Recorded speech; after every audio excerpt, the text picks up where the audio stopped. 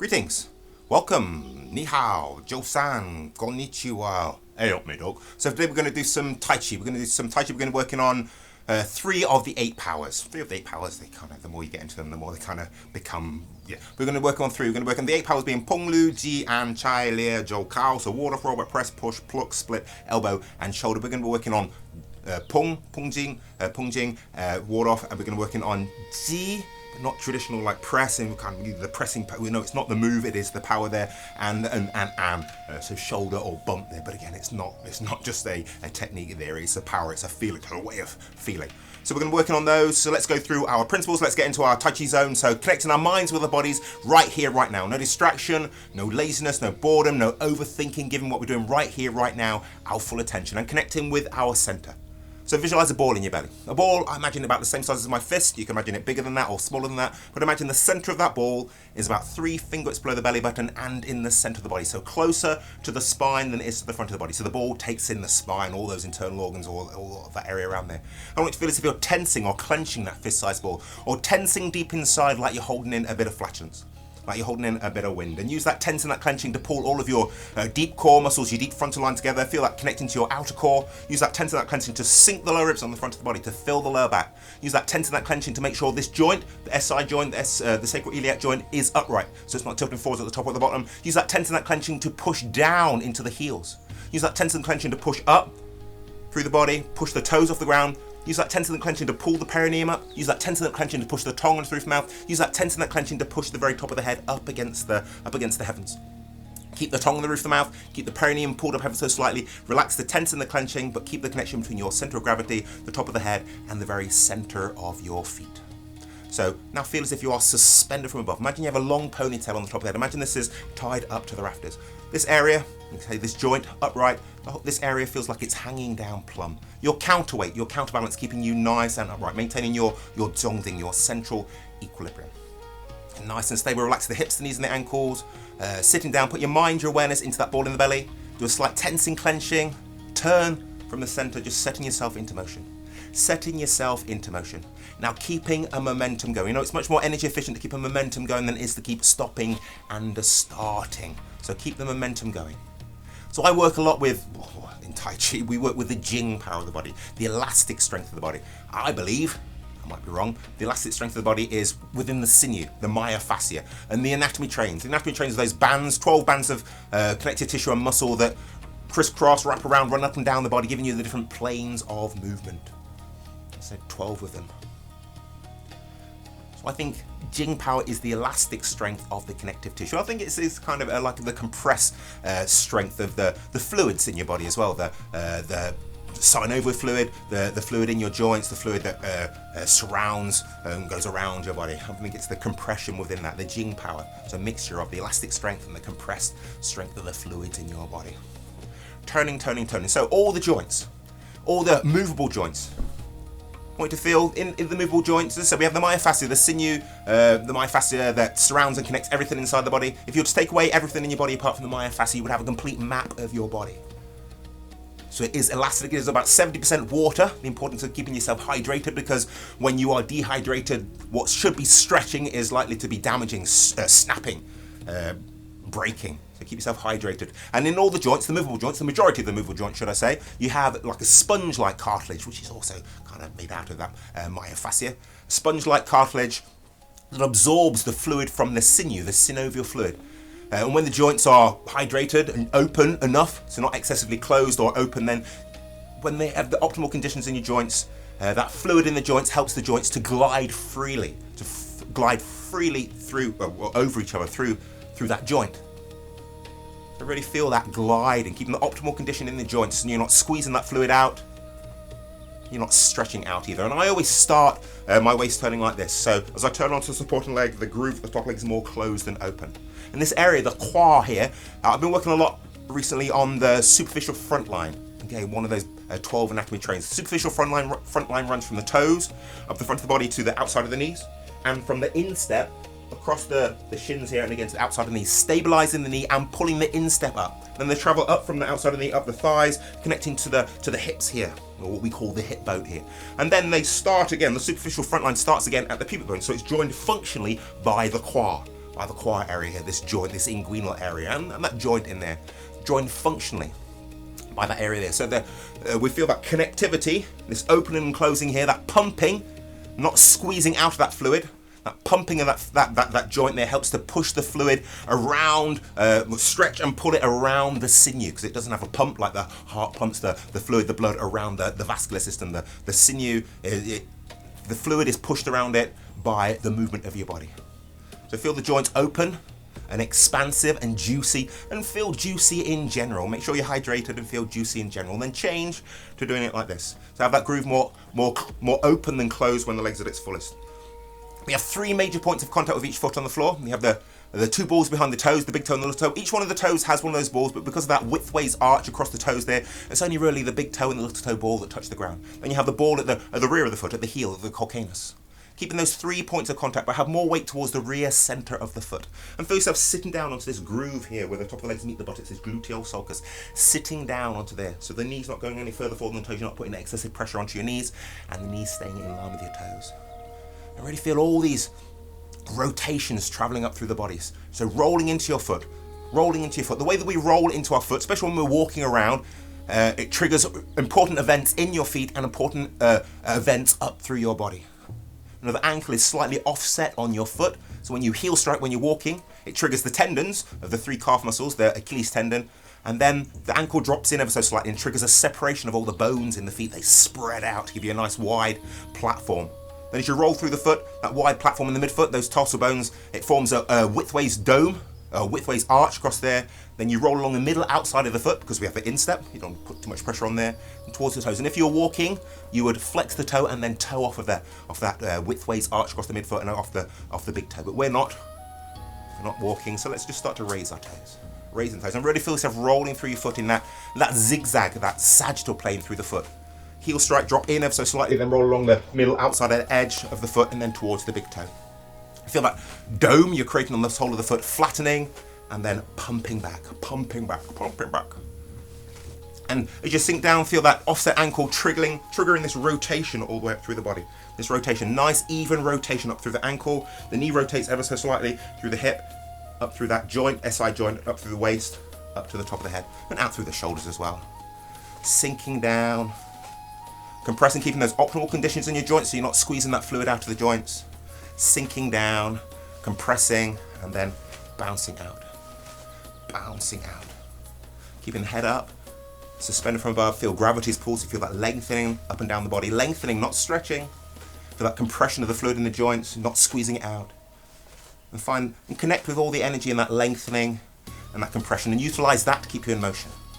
So you're not just stopping and starting, you're expending the minimal amount of energy, minimal amount of metabolic expenditure, maximum amount of output from the body. Okay, I went quite a bit into there, but if you want to go into deeper detail into the waist turning, I've done other videos on that. You can go to them up there.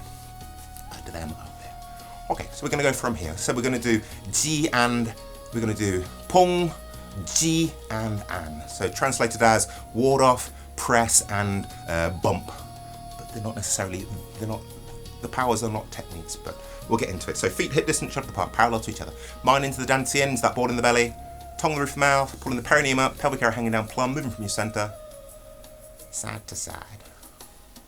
Side to side. So we're not leaning here, we're not throwing the hips out, we're not throwing the knees out. Sinking straight down. As you sink down, knee goes forwards, hip goes backwards. Knee goes no further forward than the toes. Hip goes backwards, but you're keeping this joint, SI joint, upright. Keeping this joint upright here. Sinking down. Again, feel the compression of the fluid in the joints. Feel that flatten, that dome along the soles of the feet. Head up. Feel that lengthening down through the body. Breathing in and breathing out. Nice deep abdominal breaths. Breathing in, breathing out. So as I said, I've been working a lot on the superficial front line that runs from the toes up to the hip, or up to the outside of the knee, from the instep up to the outside of the knee, and then up the thighs, up to the hip. Then starting again at the pubic bone, so functionally joined by the quad, this area here, the inguinal area. Then from the pubic bone, that bony station there, up to so quite deep in there, up through the center of the body, connecting to the bony station at the sternum, then going up and wrapping around the back of the head. Now let's sling. But if you're not mindful, can pull the head forwards. So tuck the chin in. The fibers of this this band of connective tissue, this anatomy train, they run upwards. So tuck the chin in, sink the chest, so that sling is pulling you up. Connected from here to here. So if you're not mindful, it can kind of pull the pubic bone out here. So making sure this joint is upright. You're not too far forwards, but not backwards either. Breathing in and breathing out. Face this way. Lower the weight of the body down through your right leg. Breathing in right to left leg, push up the left arm. Breathing out, lowering it down. Breathing in left leg to right leg, push up the right arm. Breathing out, lowering it down. Breathing in. So feel all these rotations coming up through the body. A lot of rotation. We have three major planes of movement as humans, modern humans, Homo sapiens. We have the frontal plane, which is side to side, we're doing here. You have the sagittal plane, which is forwards and backwards, and then you have transverse plane. We're going on the frontal plane here, side to side, but we have a lot of rotation, a lot of kind of transverse movement here. And it's important that as modern humans do have a lot of this rotation in our movement, in our locomotion when we're getting around. So again, the way that you roll through the ankle triggers those events in the foot. Triggers those events up through the body. So you drop, the ankle drops in ever so slightly, triggers a rotation in the ankle. That rotation travels up through those bones, the tibia, the fibula, and the lower limb. And the knee has the potential of a degree or two of rotation. Not too much that you pull in the kneecap out of alignment with the toes, but it's important that the knee rotates ever so slightly when you flex and extend the leg. So when you bend and straighten the leg, it's important that it just rotate ever so slightly. So feel that. And then that rotation travels up through the thigh muscles. There are a lot of rotation in all these muscles around the thigh here. Up into the hip. Again, functionally joining the superficial front line, the pubic bone. Then this joint rotates ever so slightly. It's important that it does. It has a very potential of a very wide range of movement, this joint. But the tensions we hold on to and the misalignments that people have in this joint here really limits that range of movement. So keep this upright and feel that rotation through there. And feel that rotation traveling up through the soft tissue around the waist, the layers of your waist, up the spine, and out through the shoulder, and out to your fingertips. So this rotation at the shoulder, at the elbow, and at the wrist. So feel the connection here between your cross connection between your ankle and your wrist, between your knee and your elbow, between your hip and your shoulder. Everything connected with that ball in your belly. So rotating from there. Breathing in, breathing out. Feel the pull up of the superficial front line. Feel the stability of your deep frontal line, the support of your superficial back line. Feel all this rotation. So it starts off as a small circle at the ankle, it kind of amplifies into the big circle at your hand here, or your extremities, fingertips. Let's bring a bit more rotation into it. So still keeping the optimal conditions within the joints, so you're not squeezing that fluid out of the joints. So the importance of making sure you are truly here engaged and present in what you're doing here. You're not distracted. You are feeling the inner workings of connective to your body, your interoception, interoception, and your proprioception, or proprioception, however you want to pronounce that. As you're doing this movement, keep your nose in line with the belly button, shoulders in line with your hips and shoulders parallel to each other and parallel to the floor. So you feel that lengthening up and down through the body. You feel that the optimal conditions within those movable joints. You feel that buoyant feeling, that compressed, slightly compressed feeling. So the body is full of an abundance of energy, not the energy you get from, or the strength you get from tensing your muscles against the bones to get movement, a different kind of energy. That elastic, lengthened, contractive, compressed and expansive energy, the Jing energy, or Jin. Jin and Jing. Jing, we'll say Jing is essence, to do with the fluids in the body. Again, it's still confusing, isn't it? Yeah, Jin, the elastic strength of the body, as in Fa Jin, or Ting Jin. Okay, so keep going here, keep going. I had a class here at I've got a training centre on the back of my house, Zhongyitang, my training centre. And I have my students come around, and friends come around, and we train every Tuesday. We have done for a few decades now. Different locations, but every Tuesday night. And on Tuesday just gone, I had, as I was doing this movement, a movement like this here, I had my student pressing onto my forearm here and on my shoulder here. And as I was turning, I was just kind of keeping the movement going, and I was being able to move them. They were giving me rigid force to push against, but I was kind of launching them away. So you would call that cow bump, but it was more of a G. It wasn't a striking. It was like the force coming in, helping that to compress my body against the ground, and then woof, releasing that, and releasing it. So really feel that cross connection here between the hip and the shoulder, rooted to the ground, and good structure. And you could, as you turn from your center, you could move a force here. So feel the connection between the hip and the shoulder, then the knee and the elbow, then the wrist and the ankle. Feel those connections. So Tai Chi as a martial art, Tai Chi Chuan as a martial art, is not a technique-based art. It's a principle-based art. So the principles, the Peng Lu Jian Chai Lia Jiu Kao, the 8 powers, that fluidity of movement, distinguishing between substantial and insubstantial, the yin and the yang. That the principles of one part moves, every part moves. So all the way through these movements, you have potential of martial applications. There's no gaps, there's no slacking, there's no in-between. There's no in-between. I was going to say place there or in-between movement. There's no in-between. Everything is moving together like a ball, rolling, maintaining that expansion and contraction. Okay, keep going. And drop the weight onto the right leg. Turn to the left. Bring your foot up. Step out. And push across here. Feel that push across. Feel that push across here. That push across. Keep facing forwards. Keep this push across. Feel that connection between the hip and the shoulder. Pushing across. And then sink. And then feel yourself gliding through the joints. So just kind of you've released that energy, and then the body just glides. Sink.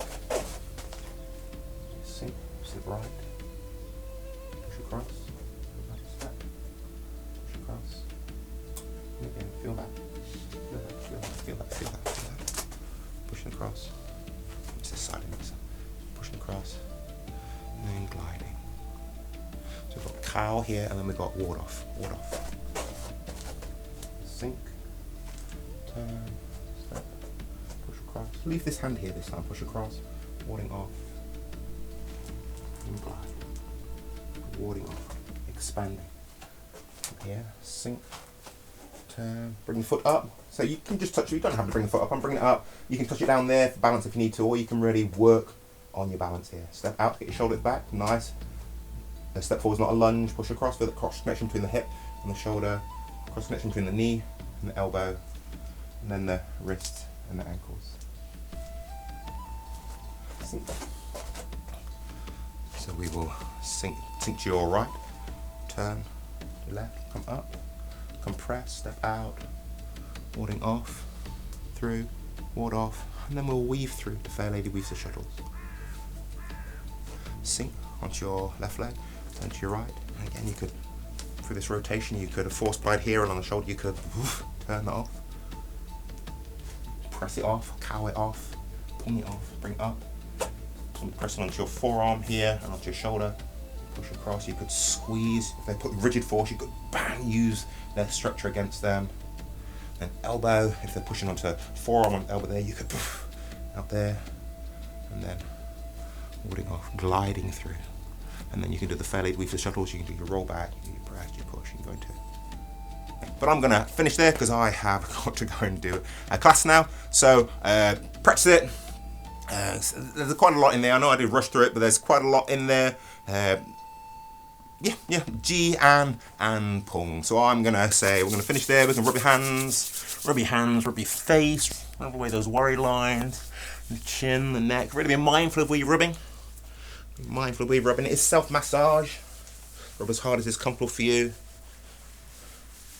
Rubbing around, you can imagine you're rubbing around the dantian in there, and you're rubbing the kidneys there, really feeling inside, rubbing warm, loving, positive energy into those areas, rubbing inguinal area, that functional connection of the deep frontal line, or the superficial front line, the buttocks, thighs, knees, rubbing warm, loving, positive energy into your knees, shins and calves and ankles if you can get down there. And anywhere you feel needs some special attention, give it some. So, so give it a practice. If you made it to the end of here, and then you have given it a practice. So I will see you in the next film. So I will say bye for now.